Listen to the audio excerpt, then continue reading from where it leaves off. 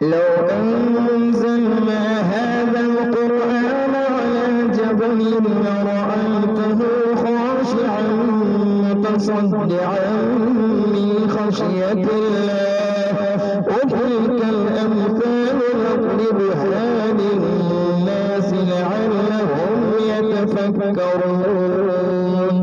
هو الله الذي لا إله إلا هو عالم الغيب والشهادة هو الرحمن الرحيم.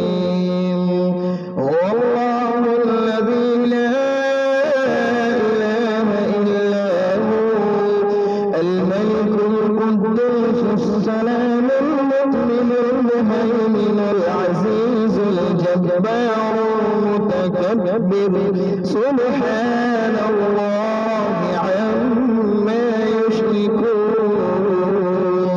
هو الله الخالق البارئ المصور له الأسماء الحسنى يسبح له